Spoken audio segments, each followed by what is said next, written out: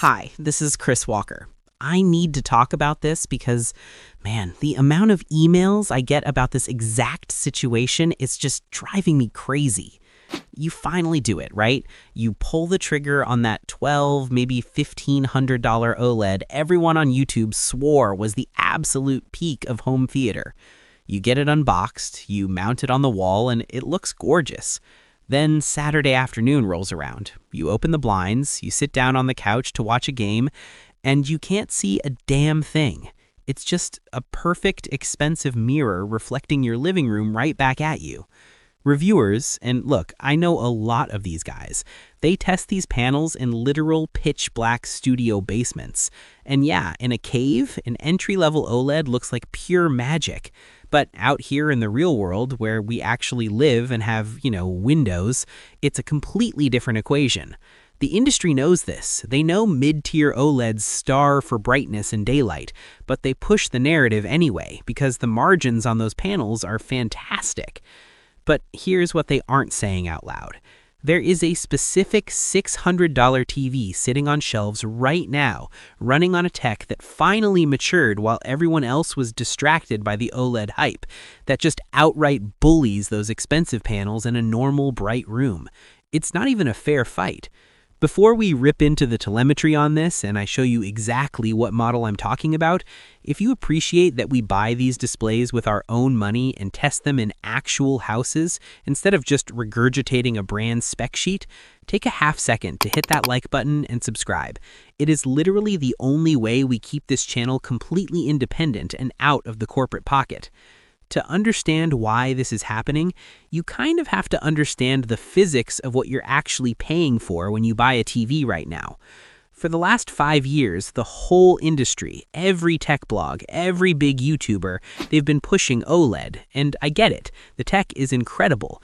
Each individual pixel turns itself off, right? So you get absolute, perfect, infinite black. But the trade-off, the thing they bury in the fine print, is heat and energy. Organic LEDs can only get so bright before they literally burn themselves out. So to protect the panel from permanent burn-in, the TV has an internal software governor called an auto brightness limiter, an ABL. I know what you're thinking. Who cares about a brightness limiter, Chris? I just want a good picture. But here is where it actually bites you. You're watching a hockey game, right? Or maybe a football game with a bright sunlit field. The OLED panel detects that a huge percentage of the screen is white or really bright, panics about overheating, and aggressively dims the entire picture. Suddenly, your $1,500 premium display looks dull. It looks gray. And if you have a window open behind you, forget about it. The glare completely overpowers the image. While everyone was fighting over OLEDs, 2 brands, mainly TCL and Hisense, started aggressively pouring billions into a completely different technology called mini LED. Instead of relying on organic pixels that dim themselves, mini LED shrinks the traditional TV backlight down to microscopic sizes. We're talking thousands of tiny, intensely bright LEDs grouped into dimming zones. Now, a few years ago, this tech was, it was kind of a mess. The TVs had the hardware, they had the brightness, but the processors running them were too slow. So if you watched a movie with subtitles, the backlight couldn't keep up, and you'd get this ugly, glowing halo effect around the white text on the black bars. It's called blooming, and it drove movie purists absolutely insane. But in the last 18 months, the processing algorithms finally caught up to the hardware. And that brings us to the actual hardware, the TV that is currently breaking the market logic, the TCL QM7, or the QM751G, depending on which big box store you're standing in when you read the label. Right now, if you walk into a store, the 55-inch version of this TV is sitting around the $600 mark. The 65-inch is usually a couple $100s more. And on paper, the specs are frankly insulting to TVs that cost twice as much. We bought one. We set it up right next to an LG B4, which is the entry-level OLED everyone tells you to buy, usually sitting around $1,000 to $1,200. And in a pitch black room, yeah, okay, the OLED still has that microscopic edge and shadow detail. But the second we turned on the overhead lights or opened the studio door to let some daylight in, the TCL didn't just compete, it annihilated the OLED. The QM7 is pushing up to 2400 nits of peak brightness in HDR. Just for context, that entry-level OLED is struggling to hold maybe 600 or 700 nits. The TCL is literally 3 to 4 times brighter. And because it has over 1,500 local dimming zones, which is an absurd number for a $600 TV, by the way, it controls that light with surgical precision. The blacks look, unless you have your face 3 inches from the glass, they look like OLED blacks. There is almost zero blooming. You get that intense retina-searing pop and explosions or bright skies, and the letterbox bars at the top and bottom of the movie stay completely pitch black. Plus, you get the quantum dot layer, that's the Q in QLED, which means the color volume doesn't wash out when the brightness cranks up. And if you're a gamer, it's got a native 120Hz panel that can push to 144Hz for PC gaming, HDMI 2.1 ports, and variable refresh rate. It's basically a flagship spec sheet from 2023 just handed to you for the price of a mid-range soundbar. But, and this is a massive, massive but, you have to understand where they cut the corners to get the price this low, because they did cut corners. They always do. If you are buying this TV exclusively to watch 4K Netflix or Apple TV Plus or to play your PS5, it is the easiest recommendation I will ever make on this channel. But if you are someone who watches a lot of live cable TV, like standard 720 or 1080i sports broadcasts, or you watch a lot of old low bitrate YouTube videos, you are going to see the limits of this TV very quickly. TCL uses a MediaTek Pantonic 700 processor in the QM7. It's a solid chip, but its upscaling engine, the software that takes a low-quality, blurry image and magically sharpens it to fit a 4K screen, it is just not on the same level as what Sony or Samsung are doing. It's not terrible, but it's noticeably softer. Fast motion on a compressed cable feed can sometimes look a little swimmy, a little stuttery, because the pixel response time is actually too fast. 24 frame per second movies can sometimes have a judder to them during slow panning shots. And then there's the QA lottery, the quality assurance. When you manufacture displays at this volume and this price, the tolerance for panel variance is wider. A lot of buyers get a perfect panel, but some people get a screen out of the box that has severe dirty screen effect. These faint, shadowy vertical bands that you only really notice when the camera pans across a solid color, like a hockey rink or a golf course. If you get a bad one, you have to pack it back up and exchange it, which is why I always tell people to buy these from a retailer with a bulletproof return policy, not some shady third-party seller just to save $30. Speaking of testing things, we're building out the review schedule for next month right now. Drop a comment down below and tell me exactly what specific model or category you're agonizing over right now. What's sitting in your cart that you're too nervous to pull the trigger on? Let us know and we'll buy it and run it through the lab. Now, as much as the TCL QM7 is the poster child for this new $600 sweet spot, it is not the only option, and depending on how your living room is actually laid out, it might not even be the right option for you. Because right across the aisle, usually priced within $50 of the TCL, is its direct rival, and this is where the engineering trade-offs get really interesting. If the TCL is the muscle car, just raw, blinding brightness and deep contrast, the alternative is trying to be the precision instrument. You see, the biggest hidden flaw of the QM7, and really almost all VA-type LED panels, is the viewing angle. If you are sitting dead center on the couch, the picture is breathtaking.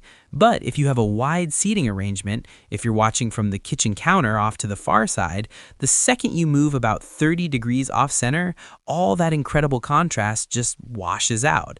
The blacks turn gray, the colors lose their punch. It's the physical limitation of how the liquid crystals are aligned inside the panel. And that brings us to the Hisense U7N. Hisense and TCL have been in a brutal race-to-the-bottom price war for the last 3 years, and the consumer is the one winning. The U7N is Hisense's answer to the QM7. It also rocks a 144Hz panel, HDMI 2.1 ports, and heavily utilizes mini LED tech. But Hisense made a very different set of choices when they engineered the U7N. Instead of just chasing maximum brightness to win the spec sheet war, they focused heavily on, well, survival in harsh environments. If you have a room with massive bay windows directly opposite the TV screen, the U7N actually handles direct reflections slightly better than the TCL. It has a slightly different anti-glare coating that diffuses harsh light bulbs or sunlight a bit more effectively instead of reflecting it back like a laser beam. And out of the box, before you touch a single calibration setting, the color accuracy on the Hisense is often mathematically closer to what the Hollywood colorist actually intended. You don't have to spend 3 hours diving through submenus trying to fix skin tones that look slightly too red or grass that looks neon radioactive. But, and again, there's always a but, Hisense has its own ghosts in the machine, and the deeper we dug into the long-term ownership data on the U7N, the more a very specific pattern started to emerge, a pattern that the spec sheets completely ignore, but actual owners are fighting with every single day. If that TCL felt like overkill, or if you're sitting there thinking, I just want something that works perfectly without me having to become a TV calibration expert, this next part is where the math actually starts to make sense. Because here is the dirty little secret of the budget premium market. When you buy a TV with flagship hardware for $600, you aren't paying for world-class software engineers.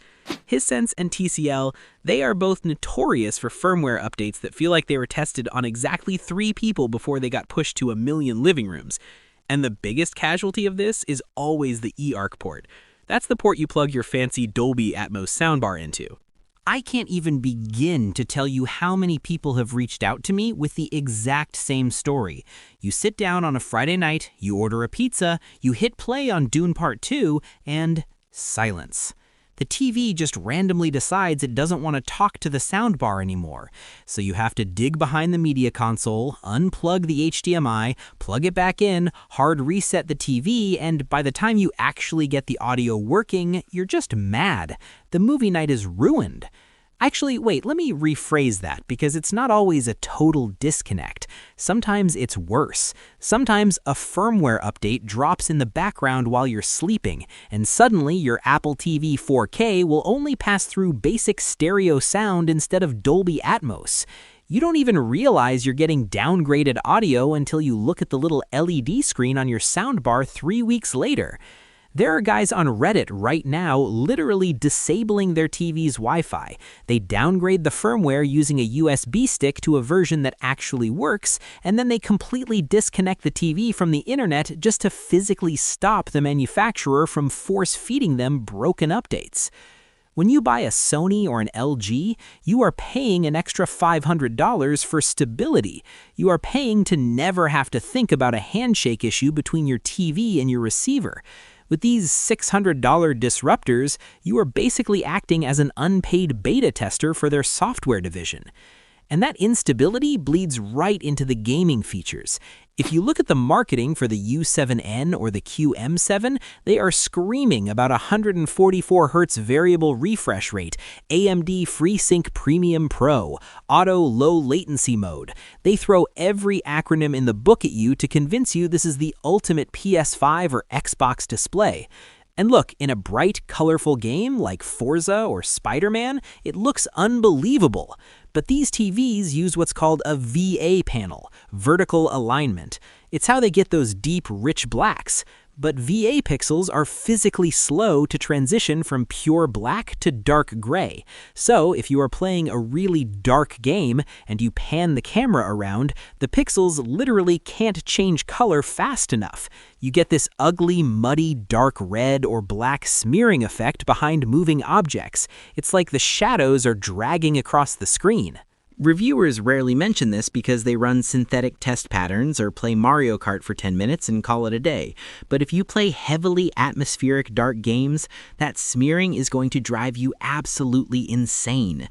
You end up having to go into the game's internal settings and artificially raise the black levels until everything looks washed out and gray just to force the pixels to respond faster.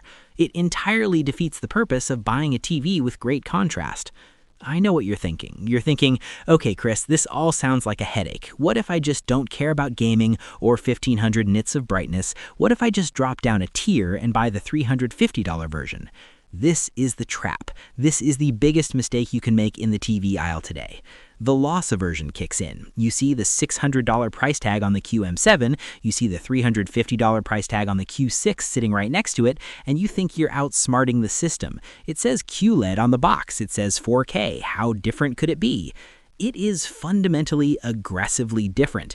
When you drop down to that $350 to $400 range, you lose the mini LED backlight. You lose the local dimming zones entirely. You are buying a giant edge-lit flashlight. If you watch a movie with black bars at the top and bottom on a $350 TV, those bars aren't black. They are a glowing, distracting, milky blue-gray. If a character is holding a torch in a dark cave, the entire left half of your television lights up to accommodate that one flame. It completely ruins the immersion. You were saving $200 today, but you were effectively ruining movie night in your house for the next 5 years. You will sit there every single time you turn it on, looking at those glowing gray bars, regretting the fact that you didn't just spend the extra money. But the exact opposite is also true. This is the showroom illusion.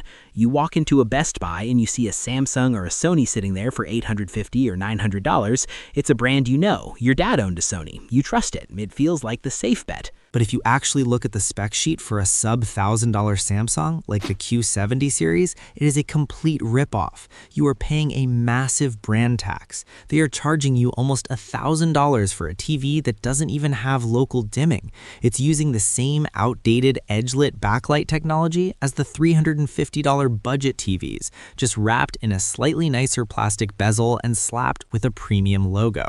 In the $600 to $900 price bracket, the Chinese brands TCL and Hisense are operating at a loss or on razor-thin margins purely to steal market share from the legacy Korean and Japanese giants.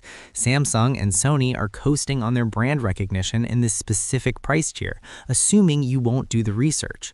If you have $2,000 to spend, yes, buy a Sony OLED. Their processing is peerless. But if your budget is under $1,000, buying a Samsung or a Sony just because you recognize the name is the fastest way to get objectively worse hardware.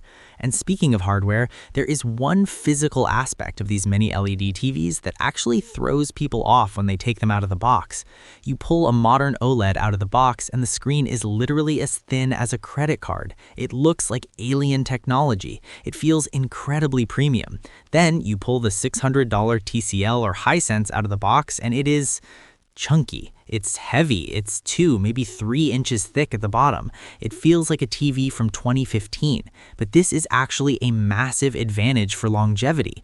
When you are pushing a panel to produce 2,000 nits of peak brightness, you are generating an immense amount of physical heat, and heat is the #1 enemy of consumer electronics. It degrades the panel, it fries the capacitors on the power board, and it slows down the internal processor.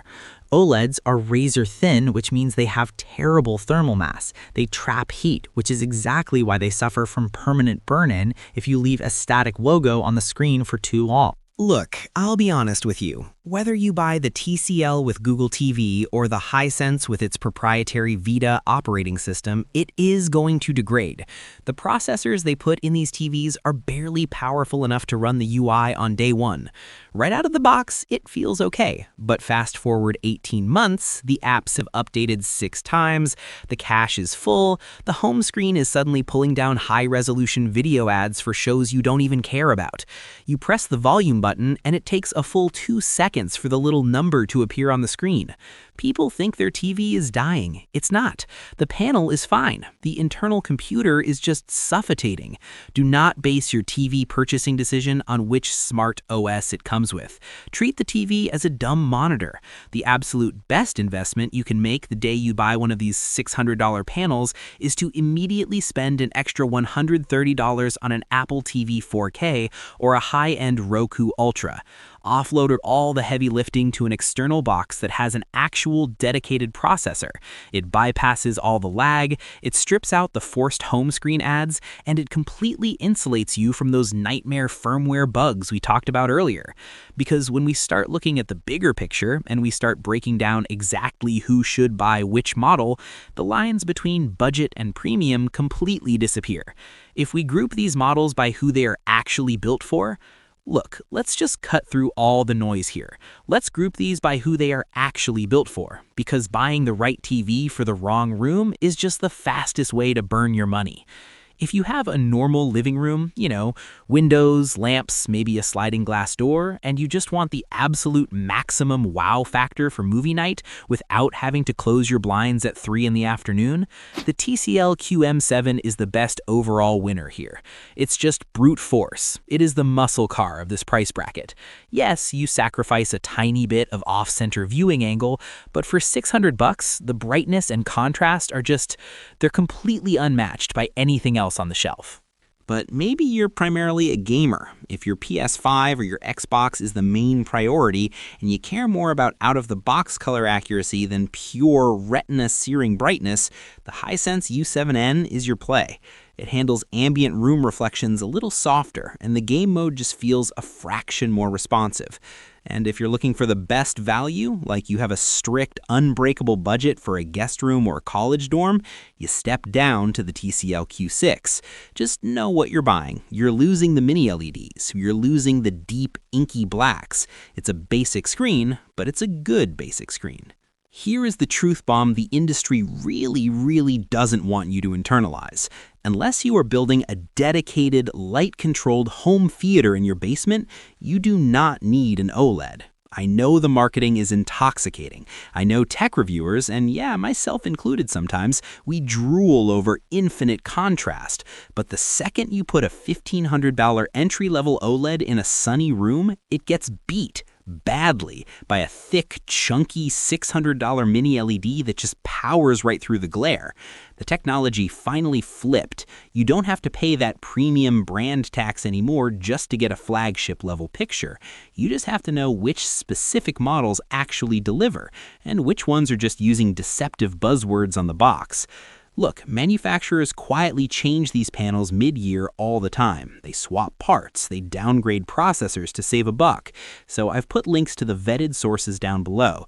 Those are the safe versions. They're the exact models we tested that avoid the hardware revision traps. Use them so you don't accidentally get shipped a dud from a third-party seller. Buy the TV that fits your actual life, not a showroom floor. I'm Chris Walker. I'll see you in the next one.